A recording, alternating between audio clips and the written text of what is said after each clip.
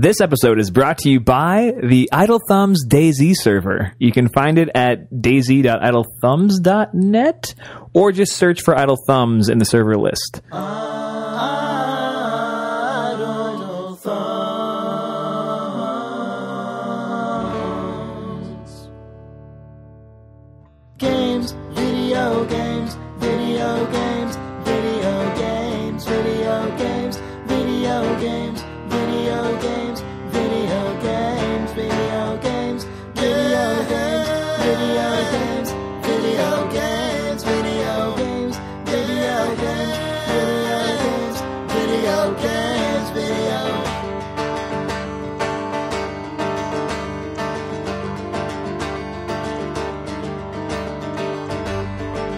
Video games.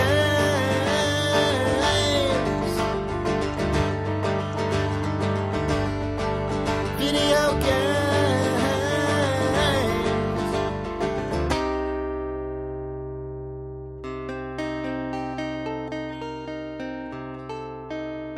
Video games.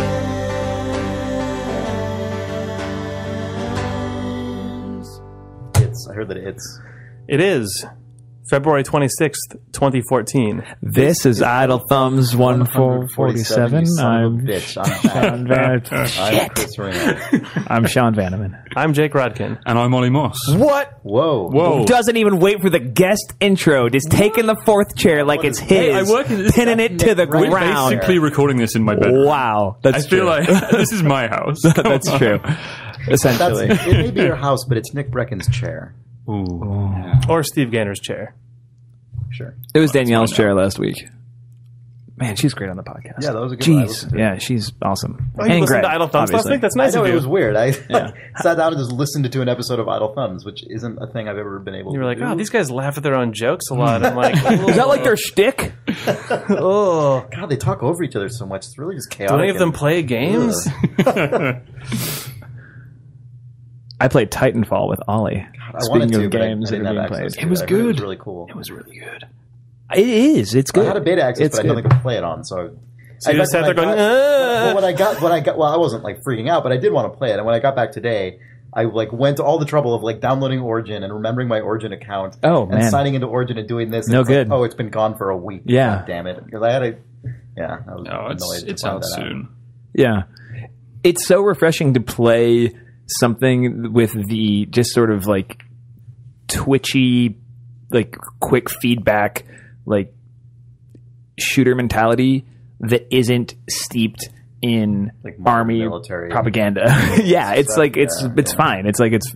I played a lot of Modern Warfare 2, and that's when I kind of was like, okay, I gotta stop doing this. I played a lot of that game, tons. I think Which one? Modern Warfare 2. Modern Warfare 2. Yeah. They maxed out, I think they had a level 70, and then you could reset your level to 0, but then come back with like a platinum path. I didn't do that. I got all the way, I got the highest, whatever rank you could get, and then I decided to quit playing, which is probably good. But I feel like I was somehow less sensitive to that stuff then, for some reason or another. Like just the militariness of it all. You get kind of like Desensitized? awash in it, Yeah. you know what I mean? Yeah, you get desensitized in a way that makes you conscious of your desensitization, and then you're like, I don't know if I want to. Yeah, exactly. It's not that like.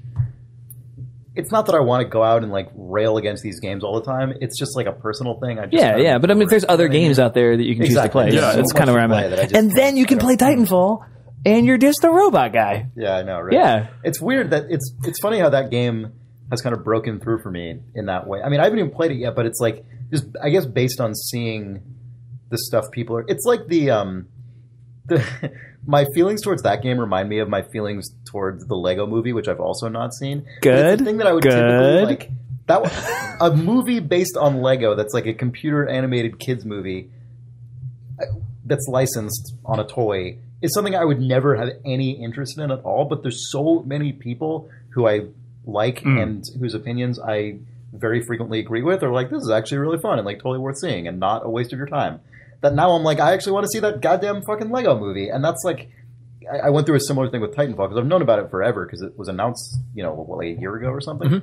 And I feel like ordinarily a game that looks like that would come along and I'd be like, oh, okay, fine. It's going to be like whatever, another shooter and you go and do it and maybe it's fun, whatever.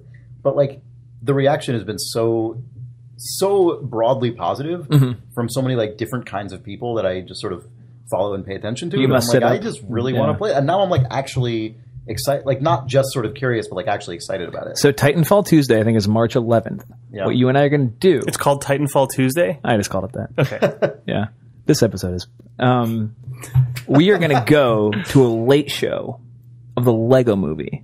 You and I. Aren't we already watching the fucking Dota movie that day? No, that's a week later. Oh, this is the week before GDC? Yes. Oh, perfect. Everything's... No, this is an airtight So plan. you guys are going to have My Friends Told Me This Was Good Tuesday, where you see the Lego movie, and then when Titanfall unlocks... Midnight launch! We go to a late show of the Lego movie, we can go to the midnight launch of Titanfall. And then stay up all night. Wait, what do you mean go to? We'll go to the Lego movie, we'll see like a 9:15 Lego movie. But it comes out on and then, Tuesday. Yeah, but whatever. Well, the Lego movie you be see it playing Monday somewhere. night. Yeah, Monday night. You're right. Correct. Oh, correct. okay. So Monday night, we'll go see the Lego movie. And then we'll go from there to get in line at our local video game They retailer. even sell the PC version? Yeah.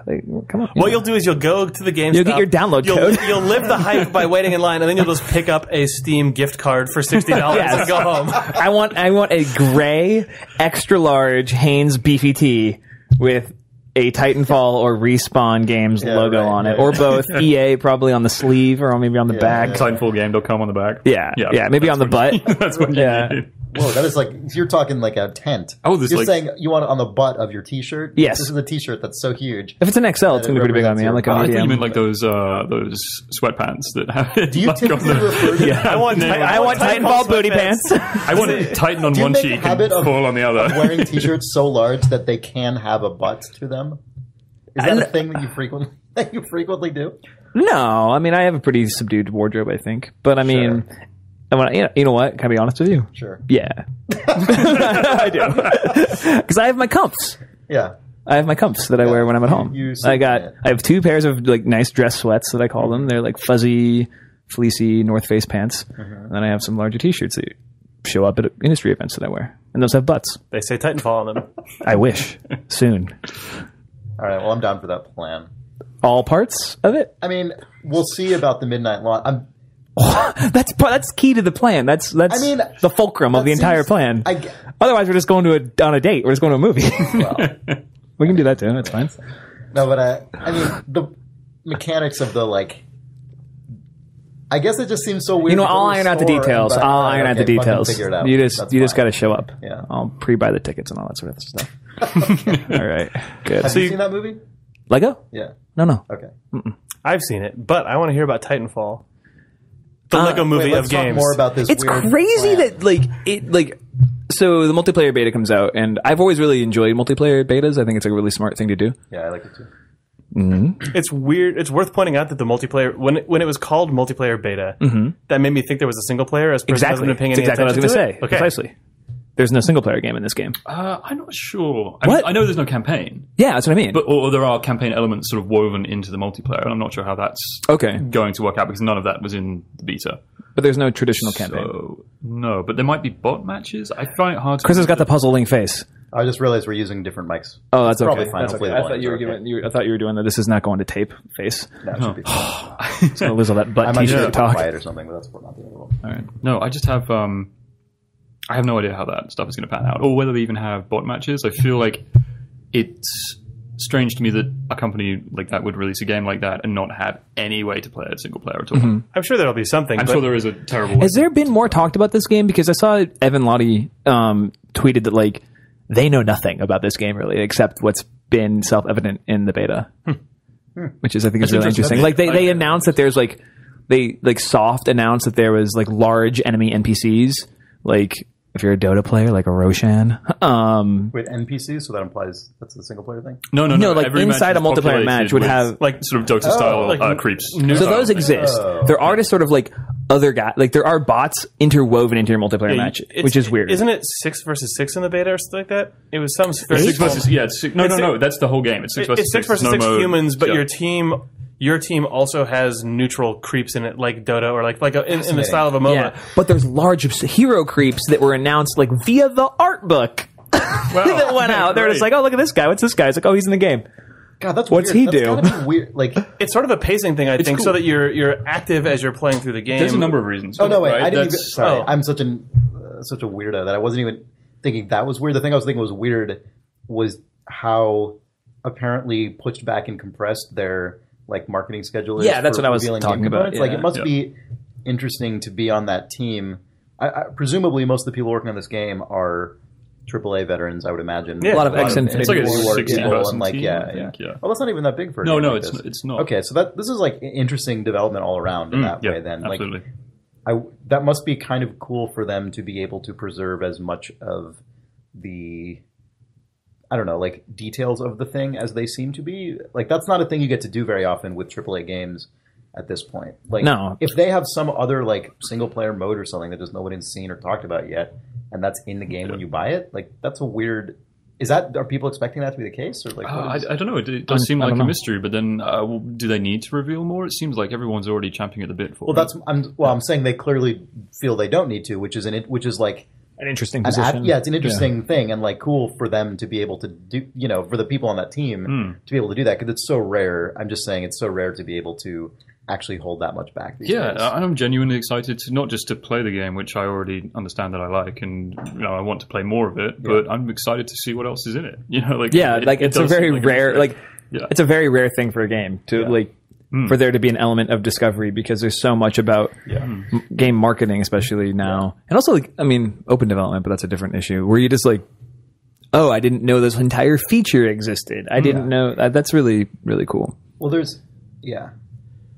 I might actually play this game, which is weird. I guess I keep thinking of it not as being on PC because the Xbox One SKU is the one that's pushed so hard. But looking at Sean and Ollie, looking at you guys playing it and seeing how much it ended up actually being evocative of like old competitive PC first person that's why I'm stuff interested in it. was like the structure, like everything is very small, multi-level arenas that feel like a weird combination of like a Team Fortress and an Unreal map. But except that then the scale of it is a little bit bigger because there's huge mechs, and then all of the wall hopping, like don't touch the ground traversal stuff inside of it, like crazy mantling and wall runs, which is all things that I love. Quake 3 and stuff. Quake Yeah. 3 doesn't even have that. Like no, nothing. this is It's like Unreal Tournament kind of has some of that stuff. this You can is like- maybe jump- more yeah. recently, but yeah, I would say it's closer to something like it's almost a little Mirror's Edge. it's like Mirror's Edge or okay. Thief or something, but where you with, can actually with a double jump and you can jump up and then actually like run along walls for a bit, which you gain speed off of, and then you can like Oh yeah, chain up to a mantle onto a roof. But like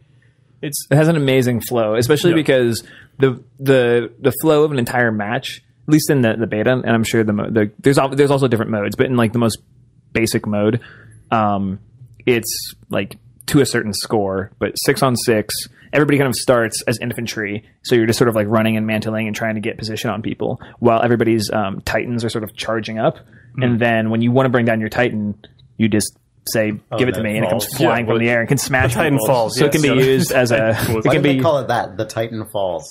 I think there was actually Titans Will Fall was the the... one act single player dramatic Right. short story. Is Yes, the of Titan course. Falls. That's that single player component. that's the graphic novel spinoff. Well, this is subtitle, actually Titanfall, based on a the small Titanfall. Eric Bogosian play from the 90s. I don't know if you guys knew that, yeah. But yeah, it's a two-man play. It's an but- adaptation of the Titan Falls. yes, by Eric Bogosian, absolutely. Yeah. the traversal stuff in the game is just Yeah. But wonderful. so you go from this nice Delicious. like everybody sort of like gaining position as infantry, and then bombastic Titan battles with people on the ground, people and Titans, Titan versus Titan, just insane spectacle. But then once a team is lost, there's sort of you have to get to the escape helicopter, where all that mantling stuff comes right back into play, except you're being hunted by Titans and other infantry guys. Yeah. It's really good. You played Team Fortress 2, I imagine, right? Me? I've played a lot of it. I mean, not nearly as much as You remember how but at the end of Team Fortress, there's basically just the team that lost covers their heads and are just one-hit kills, so the winning team can go and just give them? Yeah, Titanfall has an extreme version of that, where the losers have their own like epilogue where you can sort of scrape a feeling of victory by making an evac point. It's really and getting really onto a good. helicopter. It's pretty awesome. it's And it's got really nice feedback, yeah. It's good. It's a good game. In the 2 weeks that or whatever week that it was out, Ollie, you got really good at the mantling stuff. It was It's so much fun. Once you sort of internalize all those systems, you can really quickly visualize where you want to be and get there, which is wonderful. Like, you'll see an enemy Titan down at the end of a road, and you think, I want to jump up and get the guy out. And you quickly think, well, I can wall run off that, jump to that, and then just do it, and he won't even see me coming. And it's amazing. Also, the sense of scale, I think, is something that's been done really, really well in that game. I mean, so many games where you play as a pilot of a mech and you get out, it never feels like you're it never feels like particularly different, right? In this game, when you're a mech, all the other players feel absolutely tiny, minuscule. Like, they don't even matter. Like, you can stomp right through them. Except that they jump onto your head and shoot you. Except that as a player, you're really empowered, which is a really interesting dynamic as well. Like, I never feel like when I'm not in a Titan, I'm going to be stomped by one. It's really cool. Every player gets given an anti-Titan rep from the start. You don't have to run around and find one. Right. And if you manage to get on the back of a Titan, you can do like a lot of damage really, really easily without any sort of extra power-ups. It's really, really fun. In fact, I think I prefer being the pilot to the Titan just for the maneuverability. Yeah. You prefer running around? Yeah, I prefer running around as just a dude. I mean, it's those games where you are a man like mantling around and doing crazy acrobatic shit in first person is just such an easy sell for me anyway. Right. And this game does it so well that it just completely changes the multiplayer experience for me. And it's really interesting seeing all the people from Call of Duty who obviously are jumping onto this and still not quite getting it. They're all kind of running around on the ground into the buildings and stuff. It's so funny how many people aren't using the verticality, at least in the beta. Yeah, it's hilarious. They're just transferring their Battlefield skills straight to this game. Yeah, it's where it doesn't really work, or at least I can't imagine they're having as much fun. Where I'm zipping around on the rooftops like an idiot. A month into this thing being a real game, that will just be the opposite of the case. Yeah, absolutely. Yeah. It'll look completely ridiculous. No, it feels like it's so nice that there is a AAA shooter that doesn't make you feel weird to play, and also has a lot of refreshing mechanics in it. And it's really accessible. Good for those guys. And I hate that term because it is at its core a hardcore shooter, right? It's a Twitch-based shooter. But unlike, say, the kill streaks in Call of Duty, everybody gets a Titan. So you start with a 3-minute countdown, but every point you score reduces that counter. So the best player will get his Titan first, which will put that team at an advantage. But it's just a really well thought out game. Seems balanced. I'm really excited to see the other maps. I can't wait. That's cool. Yep. Yeah. Video games. Maybe I'll play it. You should play it. We'll see. We should all play it together. Yeah. That'd be nice. I'll probably think it's funny is I'd actually prefer to play the console version, but it's the barrier to entry is higher for me at home just because I play console games here. Sure. I'll be playing the PC version. I'm not going to get an Xbox One yet, at least. Definitely not for Titanfall. I'll probably end up getting it on both just because I have friends that play different things. But I mean, we've almost got a whole team. But also think about this: get a clan. How do you feel about if we're enjoying playing Titanfall on the PC, we can also set up an Idle Thumbs group and actually have some rounds with people with readers, which would be super fun. Yeah. Oh, that actually we plugged it at the beginning, but the Idle Thumbs DayZ server exists, at least for now, because it's expensive, and Olly was impulsive and just decided to create one. But it's just called Idle Thumbs, and it's a hardcore first-person server, which is awesome. So you can't go into third person, which I think is actually a more true way to play DayZ, to be honest, because you can't use the third person sort of vision exploits. It seems like a really interesting server. We streamed some of it the other day, and we rolled into what is a school building in this town called Electro, and there was just a guy sitting there with his backpack on the ground, and there were books everywhere, and he's just been finding all of the books on the server. So we call him the librarian. Fucking archivist. And bringing them to the school and just throwing them on the ground. And we showed up, and he's like, hey, man. He's like, hey. Like, you guys want Don't touch my books. He's like, you guys want to check out? I'm like, what are you doing? He's like, just waiting for somebody to kill me. God, I'm like, what? Of course, that guy exists on the Idle Thumbs server. I'm just here to read the public domain books in the game until I'm dead. Until I'm killed. So he took some of his stuff and left. It was really weird. Did you break his glasses so that he couldn't read? Why? But so get on there. It's you can just search Idle Thumbs in the server filter. It's a West Coast server, so sorry if you're not near that. But you can still play with it like a semi high ping. You'll be fine. I think Doug also set it up at Idle. It's DayZ.idlethumbs.net. Yeah. So that exists as well. And this weekend, we're having a server event that you're welcome to partake in Ollie and I decided that, which sucks because I'm going to have to get rid of the character I have on the server right now, but we are going to play the most dangerous game. Ollie and I are both going to spawn on the server with the express goal of killing the other person. And only... Like just the two of you? Yeah, just the whoever two of us. else joins the server obviously is going to No, we're going to lock it. We're going to make it private. So. No, I think people should be on the server. That's fine. Because then we'll just get trolled. We'll deal with that. No, we won't. But we'll deal with that later. The point is we're both going to be on the server hunting each other.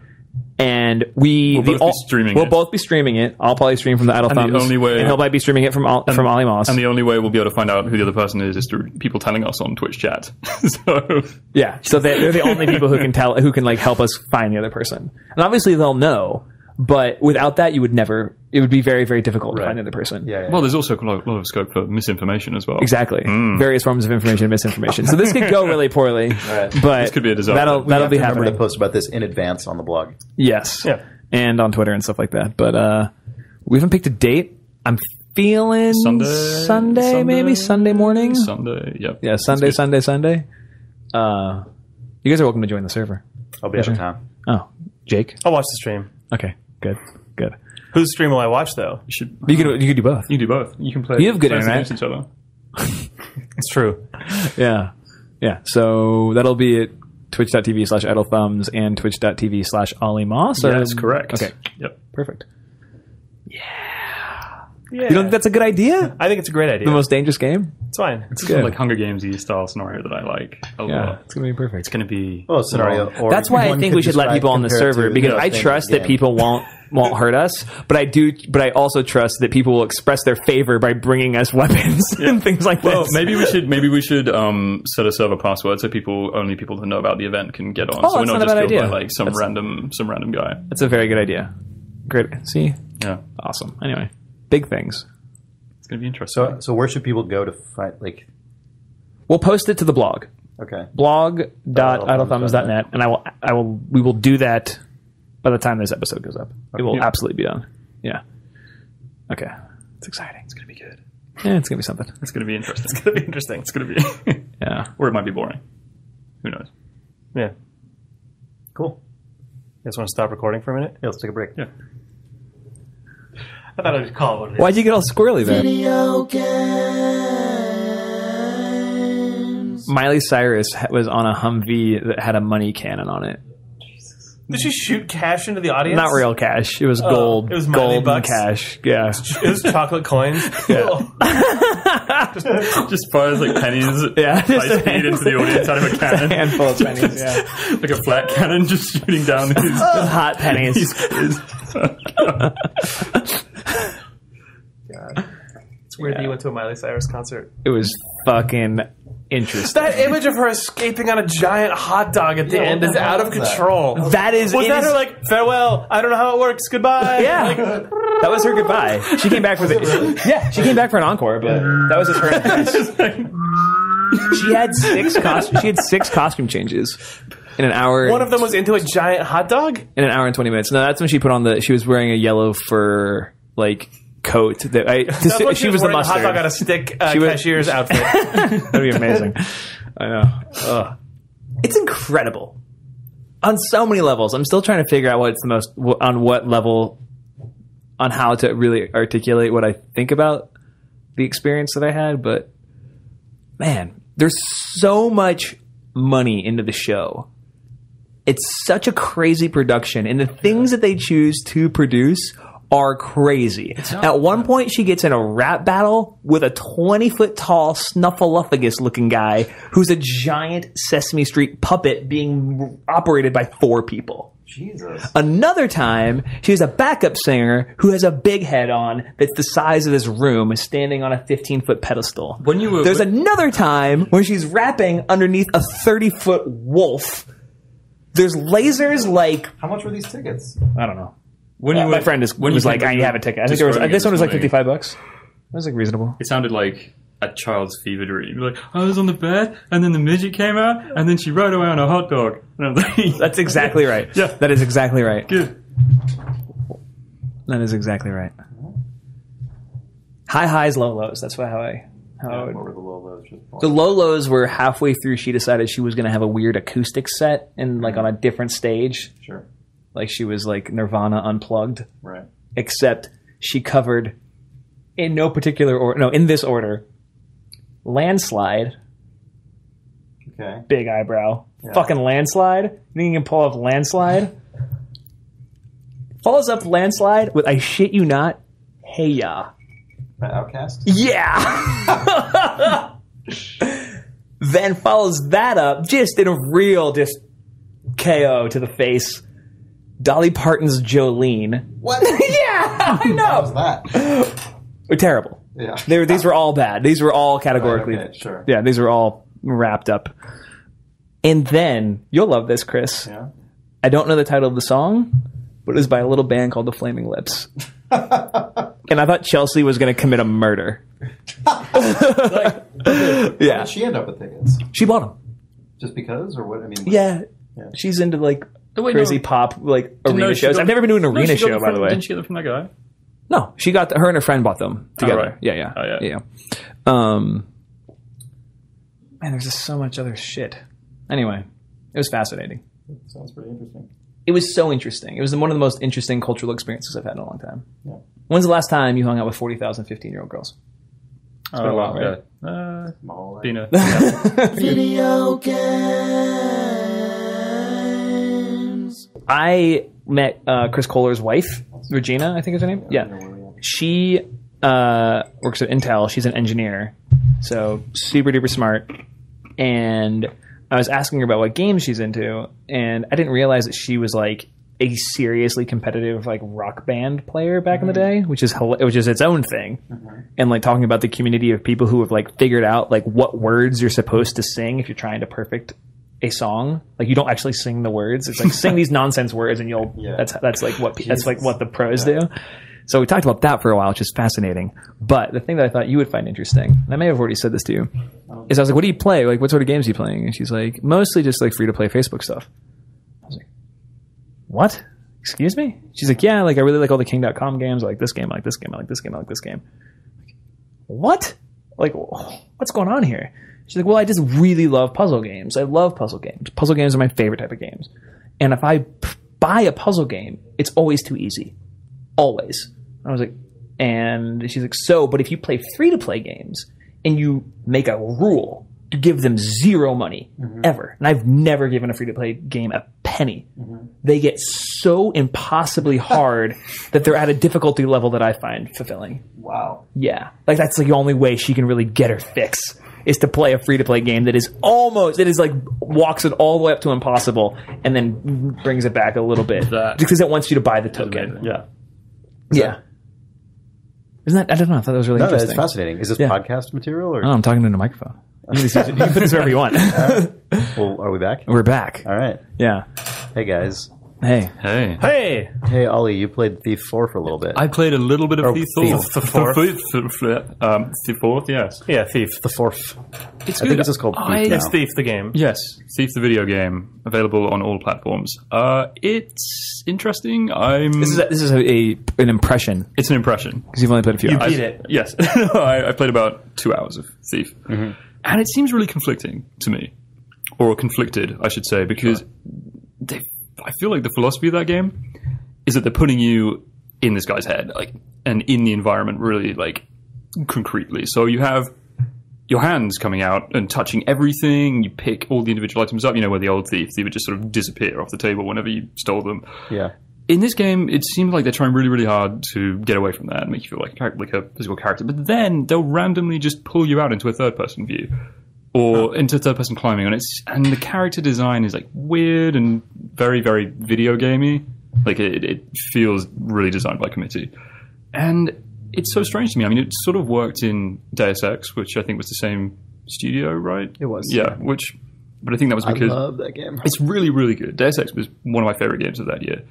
And I thought this game was going to be similar in terms of like the open-ended levels. Yeah, that specifically sounds like a thing that it wasn't necessarily removed. I read Kirk's review, and it presented a really persuasive case for why I probably wouldn't like this game. I mean, he didn't like it. Which is what? Like, I haven't read it, so... he talked a lot about just how generally constrictive the game feels. Like, the game it really does, wants you to feel like you're in these interestingly interconnected levels, but everything is just kind of corridors. And like, it's very when you go through a window, it immediately closes behind you automatically in a way. Like, it sounds as though...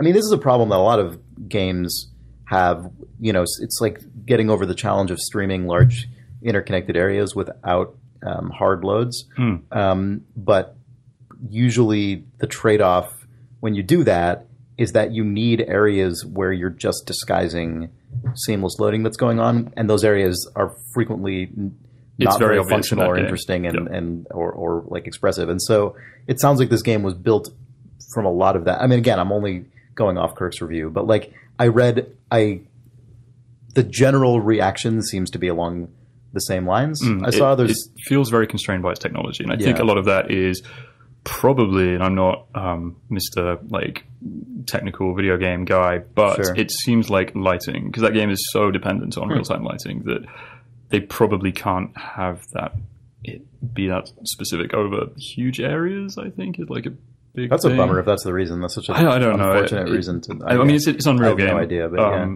as opposed to the Tomb Raider, the Deus Ex, which I believe was in the Tomb Raider engine. Weirdly, oh, was it? Yeah, that makes sense. Yeah, I think so. The Unreal Engine notoriously has that kind of problem with streaming large areas. But I mean, my biggest problem with it is just that like it doesn't feel like it has a cohesive philosophy to the way it wants to do things. It'll randomly switch between third person and first person in ways that I don't like. When it seems really trying very hard to make the first person the thing. Right, because you're saying it has all that like hands reaching out. And the hand stuff is fantastic. It's done really well and feels great. But there's other things as well. I think that was like Kirk's one positive was like nice hands or something. Yeah, it is nice hands. The hands are great. One of the reviews I read. There's other things as well. Like in a game that is trying very very hard to make you feel like you're trying to be quiet all the time. Like the loot noise when you pick things up, it's like ding, ding, ding, and it's like I don't feel like I'm this thief that's carefully pulling a coin off the table. I feel like he's grabbing it and chucking it into a giant loot sack, but he's carrying over his head, and it's just making this god awful racket. I don't know. I know that was like probably a throwback to the old thief games, but still, I mean that's totally legitimate. Yeah, if it makes you feel a certain way, then it's totally legitimate. It feels like a lot of disparate ideas. I mean, it had a troubled development, right? It was like a 6-year development. Yeah, it was in development for a long time because I went and visited that studio like when they'd been open for less than a year, and they were working on like Deus Ex was pretty far along at that point, but that was still a few years before Deus Ex came out, and Thief was like it had a guy walking around a world like that. So I mean, that game's clearly been in development for years and years and years. And there's cool things about it, right? Like it just moving around feels fantastic. It has the same similar thing as Titanfall to me, which is getting from A to B feels great. You hold down left trigger, it's very sort of Assassin's Creed, and you vault, you jump up walls, you do that, and it feels great. The problem is that game is about moving slowly through environments and being like the only time you use that game. Those like the rope arrows have prescribed areas. It's there's stuff like that about when you can plant them and when you can't. Well, that's a problem. But in a game where the running is so fun, you only use it in a fail state when you've been spotted, really, which is a problem. Also, the game seems inconsistent in its rules about what you can and can't climb. So whereas holding the left trigger in a game like Assassin's Creed is great because you can climb anything, anything you can see. Yeah. In this game, you're running away, that you've got people right behind you, and you run into a wall that you can assume, like down a dead end, that you just assume you can climb because it's the same height as all the other ones you've been climbing. Right. And you just railroad like right into it, and the guys come up and stab you in the back, and you're dead. So but there's a lot of stuff to like about it as well. I'm sure there is. In general, that kind of overall inconsistency is something that I feel like has become kind of a hallmark of like mid-tier AAA action games in the last several years. Like there's like a certain quality to games like this that have kind of a mandate where like a developer is assigned something and then it's like, okay, we'll plug away on it for a while. Okay, this is like the Bureau, right? Like the XCOM thing, similar thing where it's like, here, we need a thing from this franchise that is basically this category of thing. Just like go make it, spend years making it, just comes out kind of half-baked on the other end because it had to like solve particular problems that were inextricable from the core like charge that the developer was given, But then they're presumably battling all kinds of other like technical challenges and like things that are engine choices are probably not super flexible and like all these things that they have to go up against.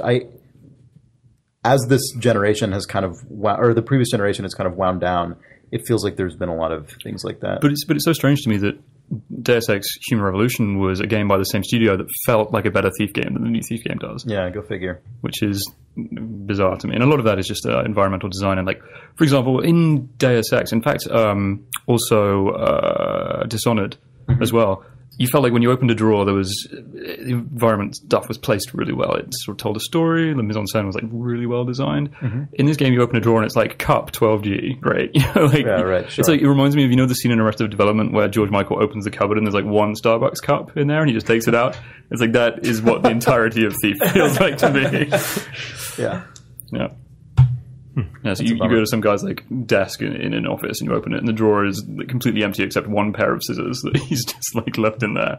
It's ridiculous. Yeah. Yeah. We have drawers like that in this office, but they're done as sort of an homage to, video game drawers. Yeah. But as in you can only open one of them. Yes.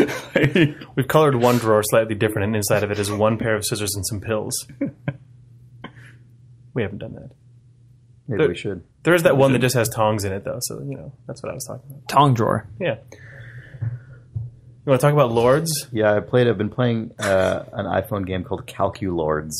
So I was... That sounds cool, Chris. It sounds like a really cool thing that like a cool guy would play. Probably. I hope it was suggested to you by like the App Store wizard guy. No, it was not. I've actually... You would like Calculords. Oh, God, I wish. Do they even I don't even think they have that. Do they even have the thing like that? No. Yeah. Because you are a lord, you would like Calculords. So I've known about this game actually for years because...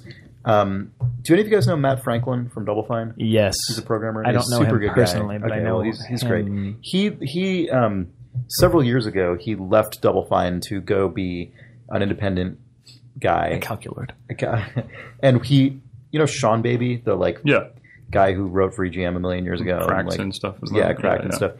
That guy, Matt Franklin teamed up with that guy and like someone else to make this game called Calculords that I guess has been in development for years to the point that like eventually Matt had to just get a regular job again, so he went back to Double Fine. But I guess like they found a new programmer and that person and Sean Baby and whoever the artist is kept working on it until now, and it finally came out like last week, I think. It's a weird fucking game. It's so weird.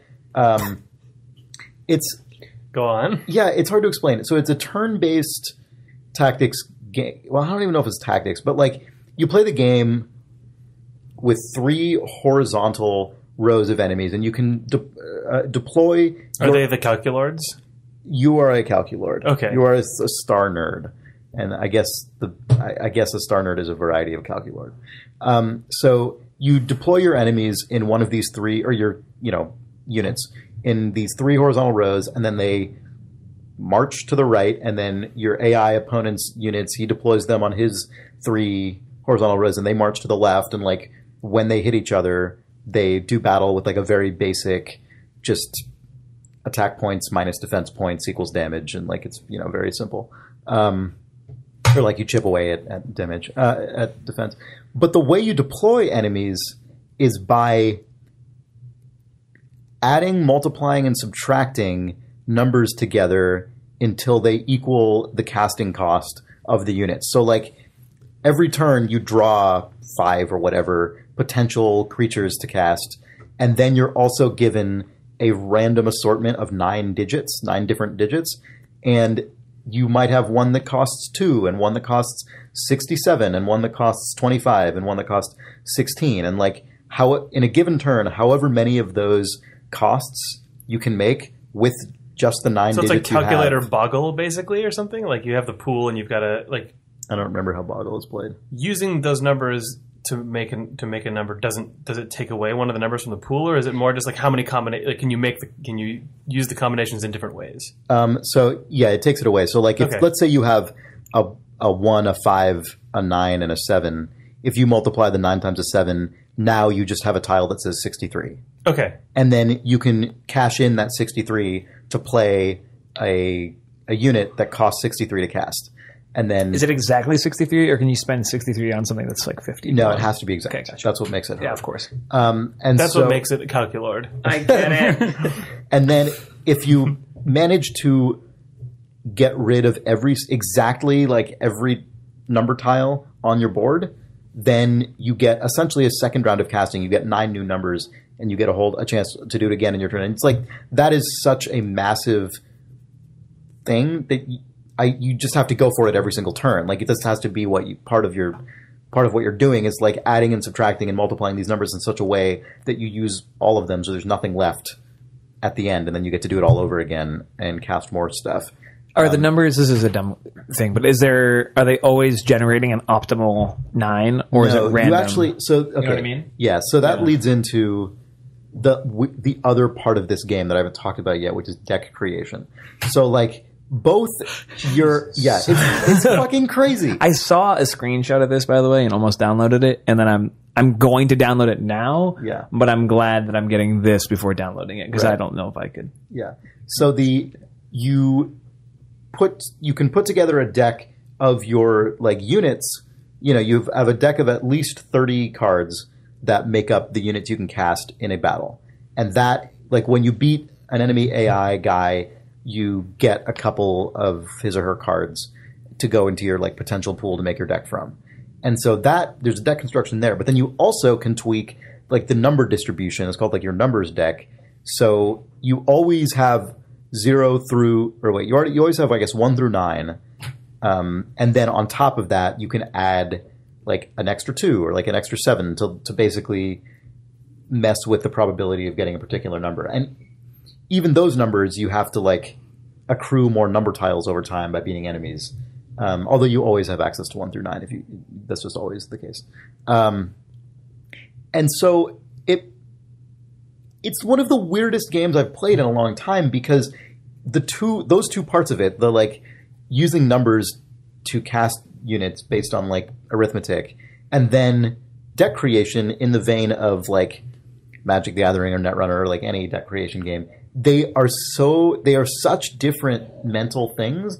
And I wonder like what the audience for this game is like, because you have to get, Besides you. well, that's the thing. I feel like I'm only like 50 to 60% the right audience for this, because I actually really enjoy the math part, but that feels like the entire game to me, because it's like not like unpleasant, but like it's definitely challenging to like put together all these little equations in such a way that you exactly use up all your tiles and like then do it again. And there's weird numbers, you know, you end up with like 117, like crazy shit that's like requires many steps to reach. Like I've done ones where I used all 9 tiles just to cast one thing, and which includes things like subtracting a number from itself, so you have 0, then you can add 0 to the one you already have, just so you can get rid of those dead tiles that you don't need for anything, so that you end up with a blank slate. But I've never been like a deck creation guy. Like that's the reason I could never get into Magic the Gathering. Like I just don't enjoy that. Like the part I like about games most of the time is like the mechanics parts, or like in a single player game, the exploration and stuff. But I like reacting to what is there and like figuring out interesting ways to like use mechanics to create interesting things, or like interpret a thing that's going on in a game. But I don't really enjoy the sort of meta stuff of, okay, you're not in the game really now. You're like just arranging things to prepare for being in the game. And it's totally fine that people enjoy that. And like, I can totally imagine why they do. And like, that's great. But I always just find it very tedious and stressful. And like, having to like remove cards from my deck to like have a more optimum number. And like these things I find just very stressful. And it's just not really my thing. And so I play this game and I'm like, I just want to play the part where I just do all the math shit and then I just play the game. But I know it's actually a fairly difficult game because the enemies get pretty tough after a while. And I know that even if you did the math part perfectly, you need to do some amount of deck balancing just to make sure you're not going to get totally stomped by the like increasingly challenging decks that you as the game goes on, you go through this like star map and you fight, more challenging enemies. So of course your deck has to get better to match up to that. And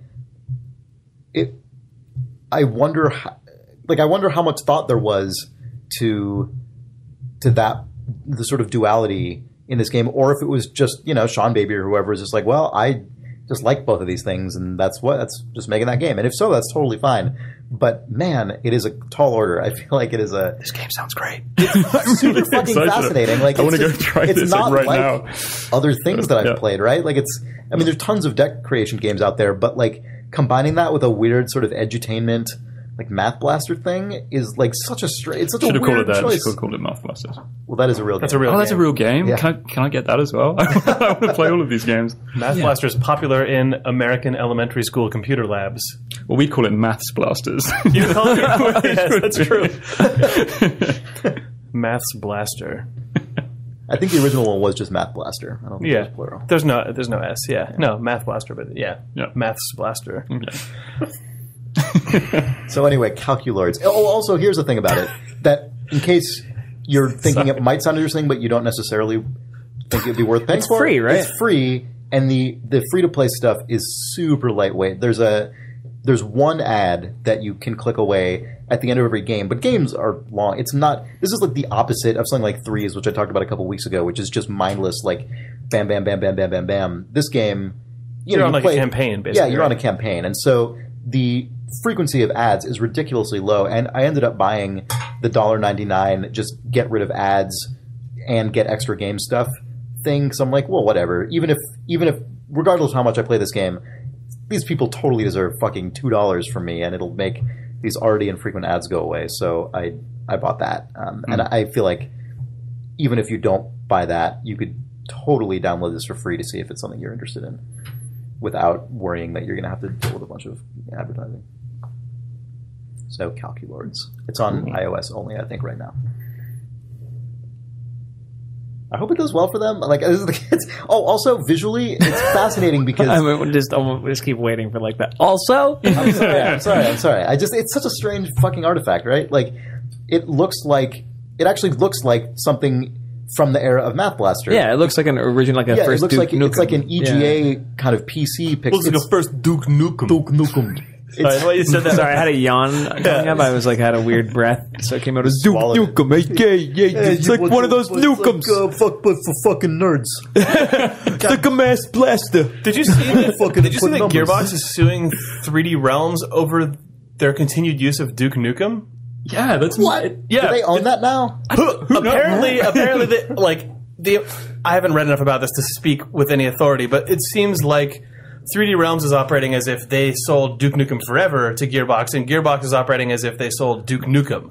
Because 3D Realms... Read a fucking How could you contract. confuse that? I don't know, but 3D Realms is Jesus. putting out some other Duke Nukem-related some- content, and Gearbox is like, what the F is what is this? Maybe it was neither of those. Maybe it was that they got the rights to Duke Nukem Forever, but also for like X number of years, Duke Nukem publishing rights, but not IP rights. Also, who knows, still right? thinks Yeah. there's meat on that bone? Scott Miller and George Broussard, apparently, because guess. they love Duke Nukem. They're continuing to bet on Duke. Even after they, in fact, the are slogan- legally prohibited from betting on Duke. The slogan is always bet on Duke. So they're actually they're not able to stop betting. Yeah. They would really Yeah. like We to signed stop it away, betting but on like they're Duke. just sweating profusely. We gotta keep betting on him. It's not always Duke. We're making a new game. Duke Nukem. because didn't 3D Realms like try to attempt to sue Gearbox for royalties, like unpaid royalties, and then revoked their remember. lawsuit God as well. damn. There's some weird stuff going on between those. 3D Realms has a very interesting business history.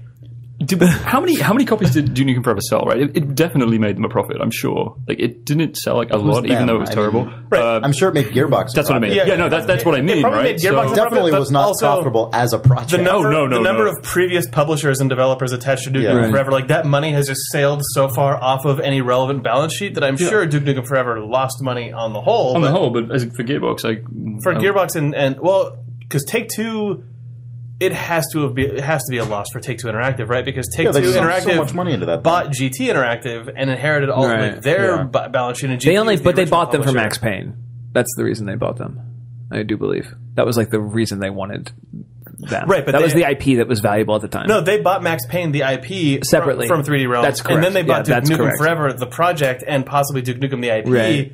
from 3D Realms after that. But, like, maybe... Hopefully, Who knows, right? Hopefully, Did they not- Gearbox and and 3D Realms are suing each other, and then meanwhile it just turns out Take-Two somehow still owns It's got a Duke Nookem MMO in the works. Yeah. Oh God. You're welcome. I bet that's World of Duke. I bet that's gotten at least as far as or something. That's gotten the to a reboot. PowerPoint. Oh, sorry. Yeah, GT was definitely. bought by Infogrames. So, Oh, their innovation. yeah. So, Atari, I guess, took, like, the publisher side financial hit on Duke Nukem Forever. Like, what a weird... Follow the money of Duke Nukem Forever, and then your face will just explode with Duke Nukem. Well, these conversations squishing it. always just remind me of the GDC parties that you don't want to be at. Oh God. You know what I mean? Yeah. When you're at you're in a fucking like weird Chinese themed club in Soma, and there's just like a bunch of people drinking cocktails who all like do any Dudes of with these people slick back hair and one make shirt button fucking video unbuttoned? games? Perhaps two and it's shirt like buttons unbuttoned. you're the people who are trading paper on all this shit. It Yeah, feels it's like the worst. I know. Yeah. You You know what I mean? There are parties like that at DICE. I would say Exactly. more frequently. Exactly right. Where you're sitting there drinking like That's just the your ambient $14 conversation noise at DICE. Is Yeah. just like... Yeah. Oh, valuable IP. International rights. I really want to talk about Super Mario Brothers 3, but I don't know if I can go into Mario 3 after the rise of the Calculords. Whatever. It was an onslaught of Calculords. Sorry, I talked about Calculords so much.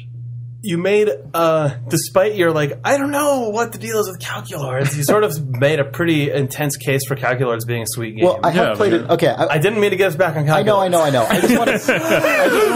I'm sorry. I will sum this up in a one-handed number of sentences. I swear to Oh, God. I thought that was going to be one word, one-handed number of words, one-handed number of sentences. Damn it! Sorry. You know, there's a one-sentence chapter in that Michael Chabon book, right? That's like the parrot. the parrot Yeah, one. It's yeah, it's in like Telegraph 14 Avenue. pages. Yeah, it won't be that. So do your worst. I'm just going to say, even though I don't enjoy getting particularly into the deck creation stuff, I have found that with the fairly simple approach of just when I get a new cards, if there's one that's amazing, I put it in the deck and then remove one. I've still been able to basically power through the enemies in the game without losing more than a couple battles, and that's been fine. And there's one sentence, and I'm done. That was one amazing sentence. It's like I was waiting for the period. It's funny to me that you chose that information. It was as like you had one missile to deliver your payload, and you're like, you can swap your cards in your deck, and you'll be Well, fine. because I just, the reason is because Good. I didn't want to suggest that the like balance of what Right. the game is like so weighted towards the decoration stuff Sure. that it's actually onerous understood. and shitty. Understood. But now I'm going to follow please that talk up about with Mario a 3. yeah. So now I really like that Noby Boy shirt. It's really good, right? It's got Noby Noby Boy Where on did it. you get that? Oh, is that a Panic shirt? I got it when Yeah, I visited it's from Panic. a while ago. Oh, nice. I've never seen you wear that. Oh, I'm wearing it today. It's Jake's neon. wearing a Noby Boy t-shirt. It's white, but has a neon Noby on it. Yeah. It has a white boy on it. What? It has a neon boy. Noby Noby. It's a pink boy. It has let's keep talking about the color of the boy on my shirt. Jake's boy. Oh, Mario. God, Mario is my boy, apparently, based on how much I've talked about him in the year Yeah. 2014. Yeah, no kidding. It's still a year of Luigi. I like that you are maybe like in like this Nintendo Fun Club, and you're accruing points every time you talk Every time about. he talks yeah. about Mario and Idle Thumbs. Well, the real fucking like piece de resistance is that you and your friends threw a Mario 3 party. It Yeah. was a sleepover that was Mario themed. Yeah, so- because you're grown men. Continue. My friend Jared didn't have a Nintendo as a kid. He had a Ramo-esque mother. Based on what we all have heard about Chris's video games related thing. And Jared said, it would be awesome if we actually just did have a Mario 3 sleepover where everyone comes over, we get sleeping bags, eat a bunch of really just Domino's or Little Caesars or whatever, eat a bunch of candy beans, and beat Mario 3. So we did this weekend. We showed up at his house around like 8 o'clock on Saturday, stayed up till 3 in the morning, kept like beefing it on World 8-3. Everyone fell asleep, woke up, and then defeated the game before breakfast. It was good. Also, we watched The Wizard in 2 parts. Where did you pause? Like, where is the intermission point in that movie? I think we. After the Power Glove battle. No, I don't remember exactly. We stopped like right before they were getting to Los Angeles. So, Okay. So you basically we started ended the off, second act. Yeah, we started off by watching the first half of The Wizard. And they said, let's take an intermission from The Wizard and beat Mario 3, which we didn't do. But anyway, I wore a Mario shirt, which I bought because I used to wear a bunch of Mario t-shirts in 4th grade. It's funny because I would have found the warp whistle stuff from the movie like valuable if I was in your position. Did you guys use warp whistles? No. Okay, so yeah, go on. we had the rule, which was do not use warp whistles under at any cost. But if you want to show off that you know where they are, which is the most juvenile knowledge in the world, you can accrue them. Get them. But what that fucking means is that someone sets the Wii remote down on the ground and someone else steps on it, flips over the inventory, activates a warp whistle. So we skipped motherfucking Big World, aka the best part of Mario 3. World 4? We've skipped World 4. Also, as I was reminded at the end of the game, is known as Giant Land. But anyway, the thing that I want to get to, and I know I already kind of talked to some of you guys about this, is just Mario 3 has been one of those games. The way you said that, as if it was like an action item for work. Now, look, I know I've already talked to you about some of this, but here I'm just going to recap. I know. Mario 3. We're doing two-sided copies now, two-sided. Just so we're all clear. We really got to keep the paper budget low. Yeah. Remember to shred all your Mario impressions on the golden rod. Mario 3 is a game that's been like on my sort of understood list of games that are the best games that I like the most without sort of I don't really keep that list maintained the way that I did. You have taken your fandom of that game for granted for a long time. Yeah, of course. It's rare that I like Godfather's a good movie. Right. Like Mario 3 is very much like Godfather's a good movie. Then you go watch it again and you're like, "Oh my god, this is actually fantastic for all these reasons that I remember." And then now that I'm seeing it as as a person who hasn't looked at this stuff for years and I've had different life experiences and I'm smarter and older, I get more out of it. That happened to me with Mario 3, which was not what I was expecting. The idea of you in a child's sleeping bag eating child food from your childhood and then realizing that you are now a man who is wise and has a different perspective on life is hilarious. It was great. I regret nothing. I saw the photos. Nothing about it looked regretful. I like that you drove to the office to pick up your Luigi hat to take with you as well. I did that also. And for our readers at home, that is like 13 miles out of his way. I had to come get it. Yeah, I've played through Mario World a number of times since it came out for whatever reason. I don't know why. I think I played that one on the GBA or I played it on emulators or something. And I sort of Mario World paved over in my brain what sort of Mario design is, and I think it's because the level design style of Mario World is what just got carried over forever. It's just a long sort of weird multi-part maze that eventually goes to the end. You just go left to right forever.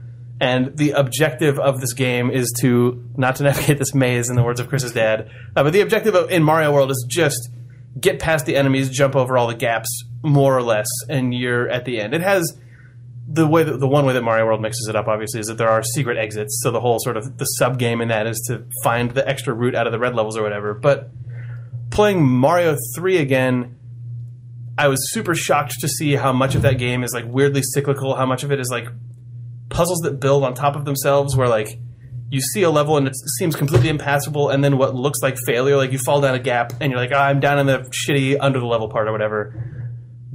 You're intended to go down there and explore that space because you find that there's hidden blocks down there that create a path that you didn't know was even part of the space before, or you understand that what you've actually fallen into is a weird inverse mirror of the upstairs, and there's all these things that use the really simple vocabulary of Mario 1, basically, with the addition of doors, I guess. But it's, just blocks, invisible blocks, doors, and jumping on guys. And each of the levels is super short and spatially just, very tight compared to what you think of when you think of, a Mario map just being, an infinite player piano roll of platforming. And it reminded me so much of, modern indie platforming design that I'd completely forgotten about. It's just... cool. Yeah, it's weird to just say, if you haven't played Mario 3 since you were a kid, you should probably actually go and play Mario 3, and don't fucking warp to World 8, because that's, I think, the way that most people who played Mario 3 as a kid play it now, is you just, get the 2 warp whistles in World 1 and then dig around in Big World or whatever. There's so much stuff in that game, and all of it... Giant Land. I actually skipped Giant Land, and that's fine, because Giant Land, I think, actually... that's the one that I always go to, because it's such a fun, weird novelty on the surface. But Giant Land is actually closest to Mario World, because it is just... Look at the wackiness of these huge characters that you're jumping on, get to the end, whereas, the ice and sky and pipe worlds and the stuff they do at the water levels. Oh, man, Pipe World. Fucking Pipe World is intense, but, there's just, It's really hardcore. Yeah. And there's, a lot of top-to-bottom stuff in that, too, right? Yeah, it's the Pipe World stuff, there's a lot of levels that it's just one screen width, where when you walk off the left side of the screen, you come back on the right side of the screen. Oh, man, that was a good one. This weird vertically stacked puzzle of interlocking tubes. I don't know, there's just...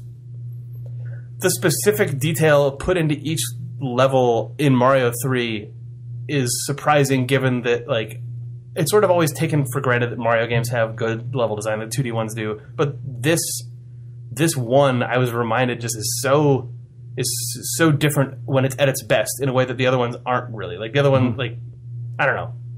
I've internalized too much Mario stuff. To prove that point, I pointed out getting the warp whistles was a baby way to show off, and then it was revealed that no one else at the party knew where the warp whistle was hidden in World 2, where you get the hammer from the Hammer Brothers and smash the rock in the upper right-hand corner of the map. So, except for you, I knew it, but you were the baby who knew. I was the baby who knew and who showed off accidentally. You're that show-off baby. Everyone else knows that who listens to this podcast. That kick-flipping show-off baby. Man, I haven't played Mario with his 3 backwards years. Luigi hat. I don't think I've ever played Mario 3.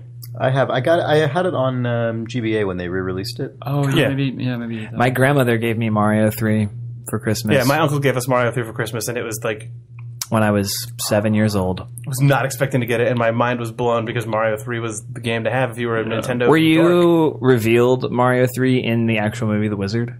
I was actually educated about that. I think via that I movie. was.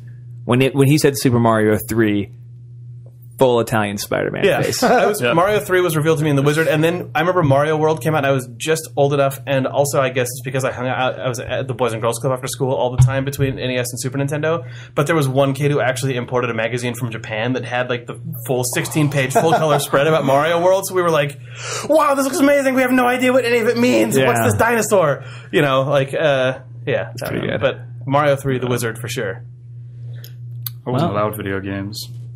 Man. My parents thought it would turn me into a nerd. And now... Oh, mine too. It was the same with me. Well, they were right. Completely right. And that withholding something generally means So somebody we'll just point is out that the compelled two to most have it talented forever. people in this room are the two people who weren't allowed to waste their lives on video games growing up. That's fine. Oh, I just drew my own Sonic the Hedgehog characters and Yeah. dreamed about Them moving. dreamed about playing Sonic the Hedgehog.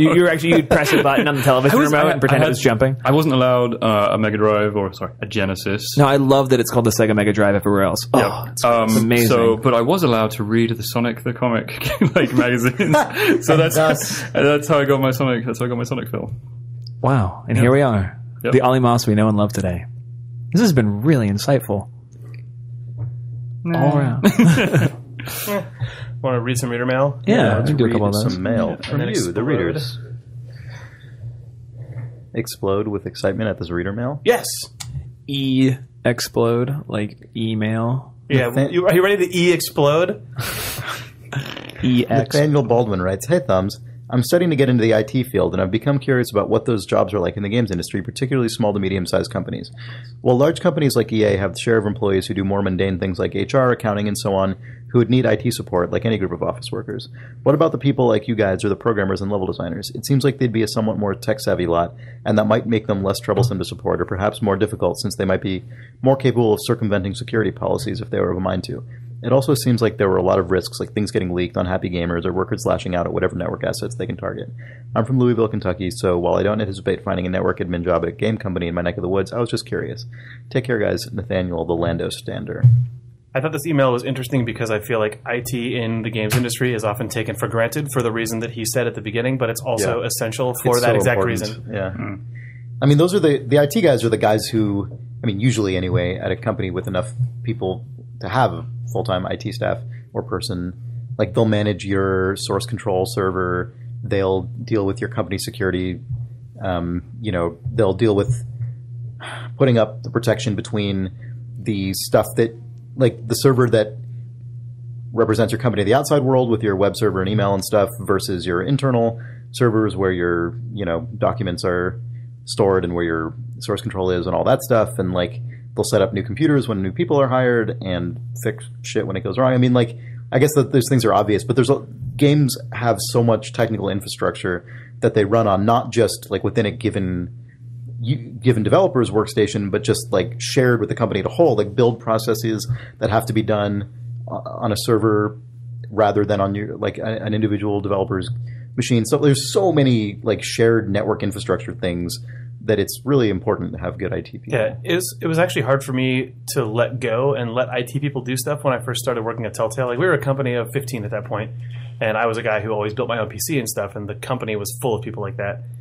But at a certain point, you realize when you're at a company that probably starts getting around 15 people or more, it's a waste of your time and everyone else's time there whose job is not to do that, to fuck around with that shit. And having an IT person at that point, like when your computer breaks, that you can just walk over to another workstation and he can fix your thing, or like if the server breaks, it's what you crave. We are only like 6 people right now, or 7 at Campo Santo, and we don't have an IT person, which is fine. But like, were we 3 times this size, it would be the saddest time, because stuff would be shitty all the time. Mm-hmm. But yeah, plus the look that Will gets on his face every time we ask him to fix a computer. Yeah, I mean, we're in the place that one might expect it to be, which is important people on our team. We're like, dude, it's fucking Perforce. Ugh. Yeah. Will, our programmer, is also the person who's the most likely to be able to reconfigure a router, set up a Perforce server, do all those other things. But he's also the person who you need not doing that all the time. Right. Yeah, for sure. But also, a thing about, I mean, this isn't necessarily part of a job description, but I've definitely noticed that at studios below a certain size, like IT guys or IT people, men or women, could end up also kind of by serving in a de facto capacity, also in like general studio operations. So when they aren't super bogged down with support stuff, in places I've worked, they also often end up pitching in with like helping plan general stuff for the studio and just helping other things run smoothly that aren't necessarily fully technical. But if you're the kind of person whose demeanor is when Doug Tobacco was at Telltale, which was probably when it was about 10, 15 people up through when it was about 60, 70 people. Mm-hmm. He was IT, maintained all the servers and stuff, but then also he ended up being the guy who sourced merchandise. He was the guy who managed the entire office move from one building to the other. And it was just like he became ops lord. Right. Yeah, totally. And then also there's often a lot of overlap between IT and external support. Stuff going wrong with your game. I mean, those things can get to the point where IT just gets overloaded with too much stuff. That's definitely a very real possibility. But like, if you're running a company, it's just good to keep that in mind. Like, I always feel like that Penny Arcade job description that went up. Oh my fucking god, that thing! Oh, gross. I think there's a difference with jobs like this between. But it's just like it's important to be like, here are the things you're actually responsible for, and then here are opportunities to grow into if you want. But you're not expected to just be for sure Lord. But like, everything. It's super like it's a very natural human thing for people to start to take on more. Become and then it's like secretly become indispensable, absolutely. And then you have to sort of, as a manager, really be sensitive to, like, every once in a while, ask yourself, what if so and so died, or like or left? Is better, At Double Fun, we always call that the get hit by a bus factor. Yeah, and you're like, if this person gets hit with a bus, fucked. Yeah, how fucked would we be? Yeah, so how can we decrease that? Yeah, how can we increase redundancy and increase institutional knowledge? Mm-hmm. And if you can't do either of those things, you can at least, it's free to increase appreciation. Yeah, that part is free. Yeah. Also, specifically, the last thing about this, which is, it seems like there are a lot of risks, like things getting leaked, unhappy gamers or workers lashing out at whatever network assets they can target. That's less essential. Yeah. I think leaks are going to happen not because, like, you can't have a dev environment where someone can't put a thumb drive in a computer and pull data off, but also the dev team is the least likely to leak. I mean, I guess security from attacks is one thing. For sure. Like when Half-Life 2 got stolen. Yeah, but like, that's not a problem for most game companies, right. I don't think. And also, if that is a problem for you, it means you have a product that people will go through the trouble to get, which is interesting. It's a luxury problem, right? Like nobody's hacking the developer that's like about to go under.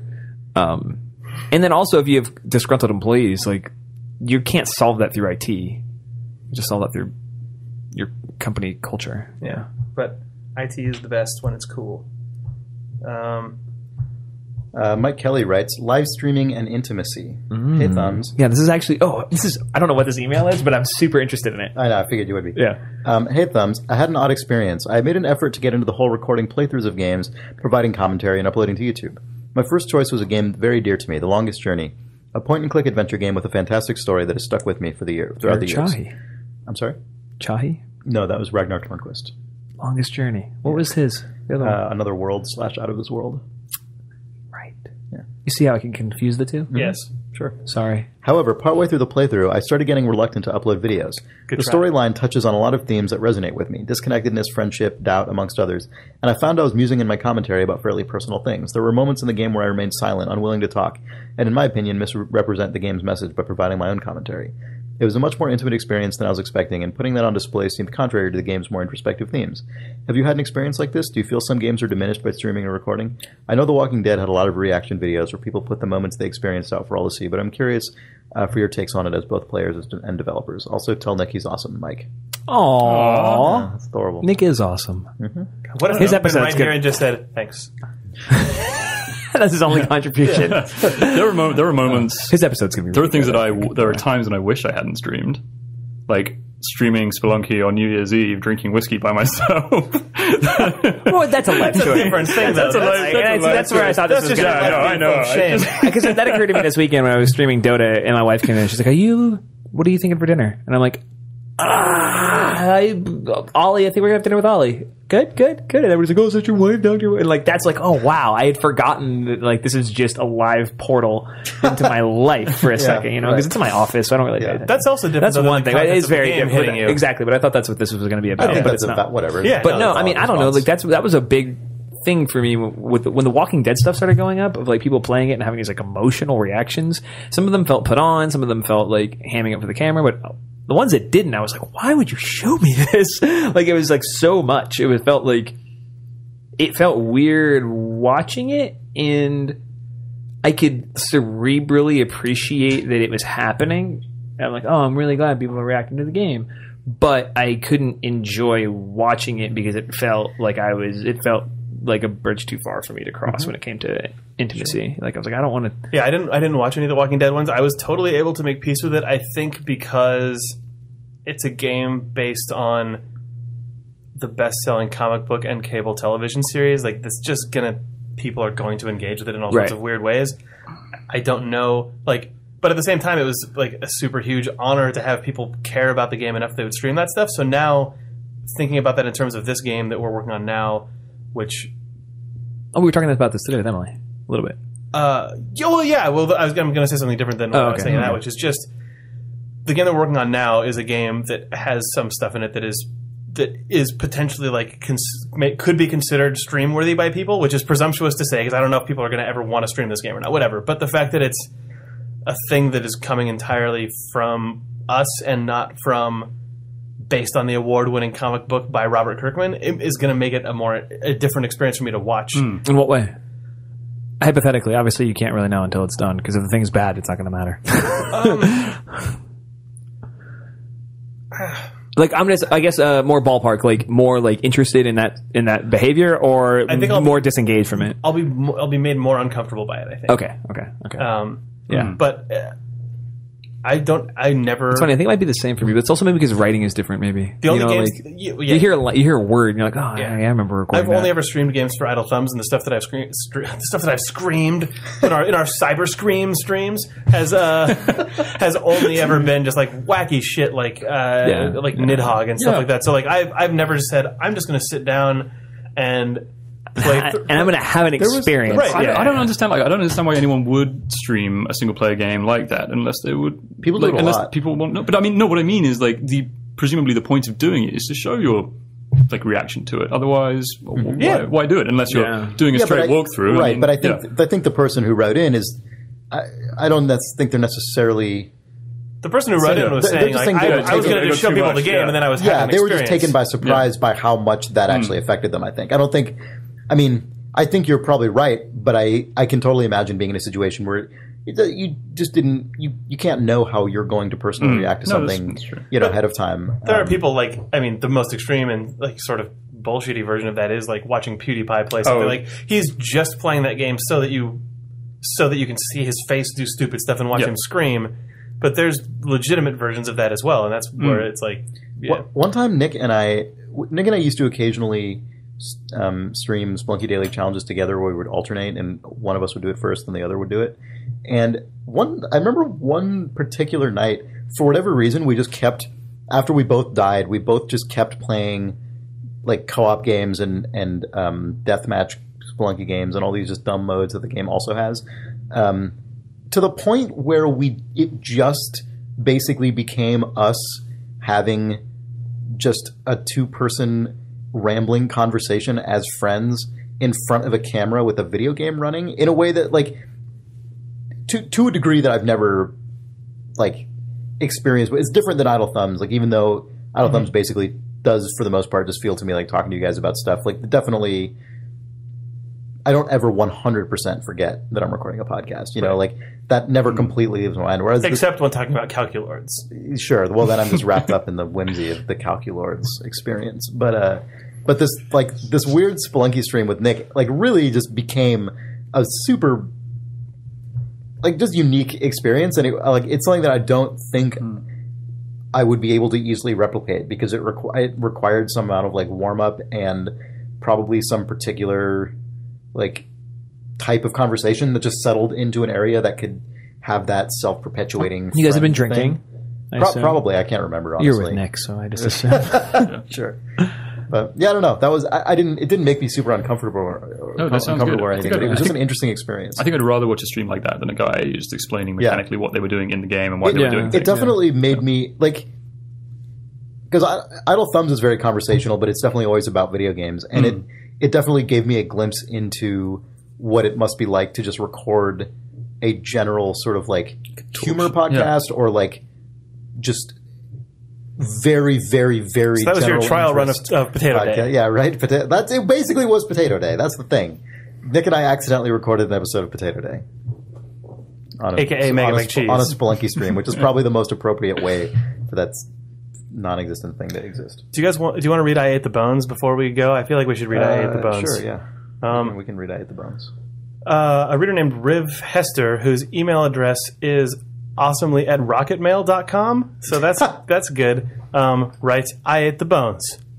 Hey nerds, back in November I saw a tweet from Chris that read, Dear anyone making a dark psychological survival horror game, please include blood graffiti reading I Ate the Bones. At the time, I was ramping up work on my space survival game that was already going to have some dumb blood graffiti anyway, so I figured I'd throw that in. I replied to the tweet with a screenshot of it in-game and promptly forgot about it. Starting 3 weeks ago, I decided to remake the game's assets in pixel art because it's easier to work with than the old art style, which is dragging the whole project into shit oblivion. Working through my prop folder, I came across the sprite sheet containing the blood graffiti and saw those words again. As I sit here translating them into pixel art, curiosity has gotten the better of me. I have to know what this is all about. Who ate the bones? Best regards, Riv. I only mentioned that because he then included a screenshot of a just sweet space bunker that says, I ate the bones in blood on the side, which is essential. So I'm glad that your dream was realized, Chris. Also, Who Ate the Bones is just the fucking worst KFC ad campaign ever, and it's not good and will not be discussed. Except when it is on a podcast. The version of for it free. you just said, which is Who Ate the Bones, is a way even more disturbing Who Ate the Bones version of... Yeah, God, the panicked mother getting to the bucket. Who ate the bones? Oh my God, who ate the bones? Billy. No, sweetie, I ate the bones. I ate them. We all ate them. We all ate them. It's boneless original chicken. Slap. KFC. Yeah. So that's Who Ate the Bones. Thanks for putting I Ate the Bones on your space asset. It looks like the game looks like a 2D Fallout? isometric thing. Yeah, it looks like in the style of sort of Fallout, old or one Fallout, of the yeah. classic kind of Black Isle RPGs. Yeah. But it's Wait, how big is that? Is that to scale? Like, how big is that to scale? Because there's a lot of blood. Yeah, that would be like There's an entire person's worth of blood. Yeah. Well, I suppose because the bones are there. Yeah. Anyway, They removed all the bones and then I think it's an entire normal person, but a boneless person. Someone actually just has more blood. No, what happened was someone came upon what was essentially a human bag. Someone just came across someone who had been deboned but was still full of blood, and they were pretty curious about this, so then they punctured this person and used all the blood from within their skin to inquire as to who ate the bones. On the other side of this bunker made out of bones is words saying, I used the blood. Yes. That's the other KFC ad campaign. for when they start doing like blood pudding. Yes. Gross. Ugh. No? Sean is not amused by this. Or he is amused by this. I can't tell. Sean is bewildered. Sean is, yeah. Flummoxed. He's flummoxed. flummoxed. All right. Is that it? Yes. We're done with this thing? Thanks for listening. Thank you. Check the blog for Sean versus Ollie the most dangerous game of DayZ ever played. Write us at questions@idlethumbs.net. Follow us on Twitter at Idle Thumbs.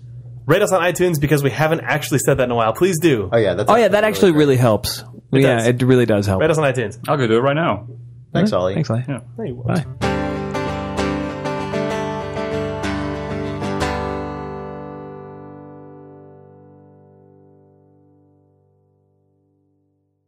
Remember when Washington Mutual was around and they renamed themselves WaMu at the last second right before getting closed? Ugh. Bevmo. They really tried though. WaMu really wanted. They were trying to be like the Southwest Airlines of banks. Yeah. Yeah. What, like your buddy? What do you mean? Yeah, we're your pal. Yeah. We're not gonna fuck you. We're not gonna take your grandma's money. Why would you do that? Like you, a college kid who's getting who had Rates. Yep. Whatever. It was. They're low. Fees? We use teal in our logo. And gold. Your face is good right now. It's the WaMu face. All right. What was I going to say? Do we have an ad? This episode is brought to you by defunct corporations. No.